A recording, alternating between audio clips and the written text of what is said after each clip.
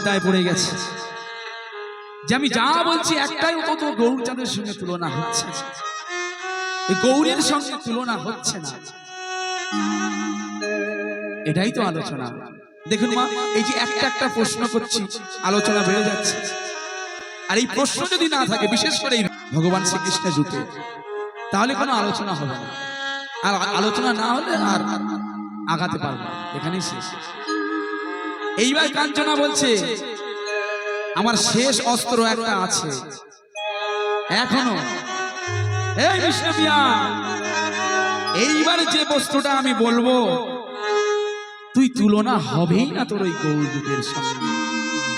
বল বল কাঞ্চনা বল, যদি বলতে পারিস, যদি বুঝিয়ে দিতে পারিস, আমি অবশ্যই মানবো যে না, এই বস্তুটার সঙ্গে আমার গৌরের তুলনা হবে। সুবরণ বারণ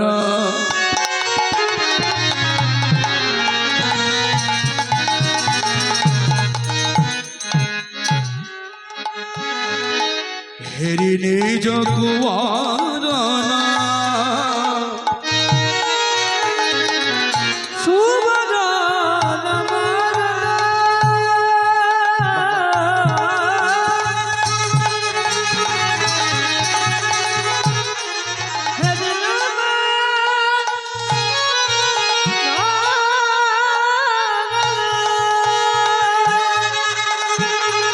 সুবরণ বারণ হেরি নিজ কুমারণ আর সুবরণ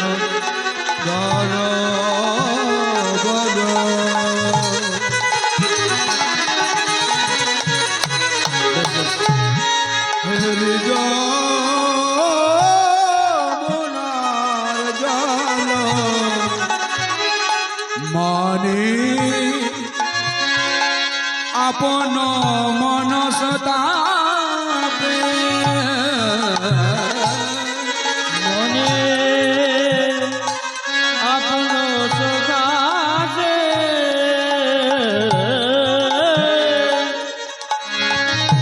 নিজ তনু চারি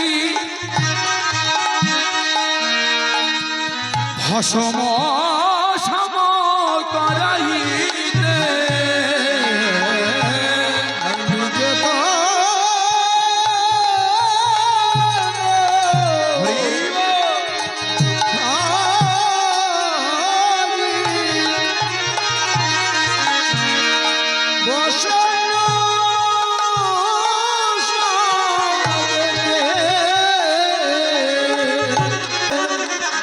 বৈঠল কিবা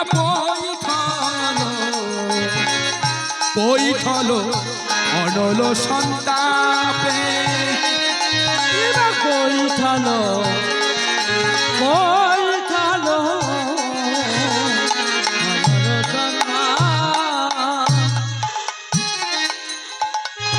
সুবর্ণ বরণ হেরি নিজ কুবরণ মানি আপন মনস্তাপে। সুবর্ণ সুবর্ণ সুবর্ণময় বস্তু কি আমার? সুবর্ণ মানে সোনা। সোনার অহংকার হয়েছিল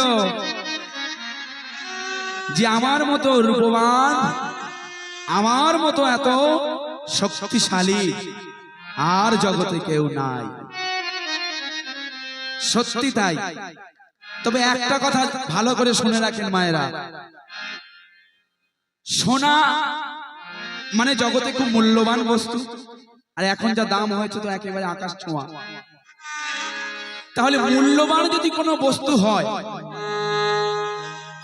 তার জন্য সিন্ধুক আর বন্দুক, কথাটা একটু কেমন হয়ে গেল? যদি মূল্যবান বস্তু হয় তার জন্য কি সিন্ধুক আর বন্দুক।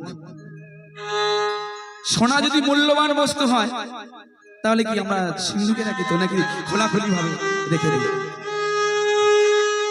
আর বন্দুকের কথাটা কেন বললাম? এই বড় বড় সোনার দোকানে গিয়ে দেখবেন সিকিউরিটি থাকে না বন্দুক নিয়ে। তাই বলছে যে বস্তু মূল্যবান যে বস্তু জগতে সব থেকে বেশি দাম তার তেমন গাঢ় থাকবেই। এইবারে কথা হচ্ছে মায়েরা, এটা মায়েদের উদ্দেশ্যে বলবো, সোনা যদি এত সুবর্ণময় বস্তু হয়, সোনা যদি এতই দামি বস্তু হয়, তাহলে সেটা তো আমাদের লুকিয়ে রাখতে হবে, সিন্ধুকে রাখতে হবে, কেউ যাতে না জানতে পারে। কিন্তু দেখবে কোনো একটা বিয়ে বাড়ি হলো বা কোনো একটা অনুষ্ঠান বাড়ি হলো, মায়েরা অপরাধ নেবেন না, তখন আমরা কি করি জানো তো মা? হয়তো দীক্ষা নিয়েছি, গলায় মালা আছে, কিন্তু এইদিকে একটা বিশাল বড় হার আছে, সোনার চেন আছে। এইবারে বিয়ে বাড়ি গিয়ে তো খাবো মাছ মাংস, আর যদি গলায় মালা থাকে দেখবে সবসময় সে ব্যাপার। মালাটা খুলে রাখলাম, খুলে রেখে সোনার চেনটা পড়লাম।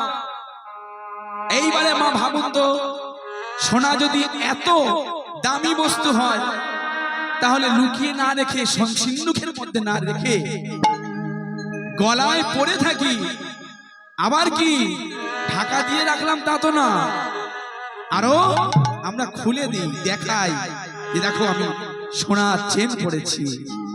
দেখাই না মা, সোনার চেন পরে আমরা কেউ ঢেকে রাখি না, আরো 5টা লোককে দেখাই, 5টা লোক দেখবে, বলবে বাহ ও দিদি এই সোনাটা কোথা থেকে কিনেছিস রে, খুব সুন্দর তো, দারুণ দেখতে তো। তাহলে যে সোনাটা চেনটা পড়ে আছে সে একটু ফুলে যাবে, আরে এটা আমি এই বারাসাত বামনগাছি থেকে করেছি রে, তার অহংকার বেড়ে যাবে। তাই সোনা হচ্ছে বাইরে প্রদর্শনী, দেখানো, কিন্তু অহংকার, সোনার অহংকার। আপনার হাতে 5টা আঙ্গুলে 5টা আংটি, গলায় 2-3টে চেন, কানে নাকে যদি সবসময় ভালো করে পরে থাকেন, আচ্ছা বলুন তো কেন পরে? এই যে 5টা লোক বললো, আমি একটু গর্বিত বোধ করলাম, আমার একটু অহংকার বাড়লো, আমার নিজের একটা স্ট্যাটাস দেখালাম। তাই সোনা হলো অহংকারের বস্তু। কিন্তু ওই সোনা যখন গৌর সোনার রূপ দর্শন করেছে, তখন ওই সোনা গৌর চরণে আছাড় গিয়ে বলছে, ওহে গৌর হে,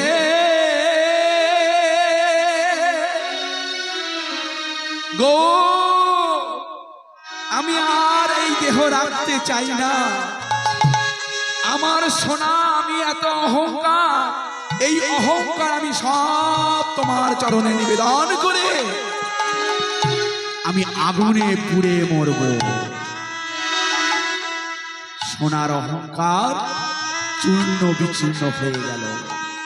গৌর রূপে নয়ন দিয়ে গৌর রূপ দর্শন করে সোনা বলছে, আমি আমার এই দেহ আর রাখতে চাই না। তাই ভস্ম সম করাইতে পৈঠল অনল সন্তা, আমি আগুনে পুড়ে মরব। গৌর হরি তখন বলছে, সোনা সোনা, তোর যদি এতই স্বাদ জাগে তুই আগুনে পুড়ে মরবি, তবে আমি তোকে একটা আশীর্বাদ করি, তুই আগুনে যত জ্বলবি, যত পুড়বি, ততই উজ্জ্বল হবি। নিতাই গৌর হরি বল। এটাই তো হয় মা, সোনাকে যতই আগুনে দাহ করা হোক না কেন, যত পুড়বে তত তার উজ্জ্বল বৃদ্ধি পাবে, তাই তো? যত পুড়বে তত তার উজ্জ্বল বৃদ্ধি পাবে। তাই গৌরাঙ্গ মহাপ্রভু সোনাকে আশীর্বাদ করলেন, সোনা তোর যদি এতই স্বাদ জাগে আগুনে পুড়ে মরবি, তো আমিও তোকে একটা আশীর্বাদ দিলাম, তুই যতই পুড়বি ততই উজ্জ্বল বর্ণ হবে।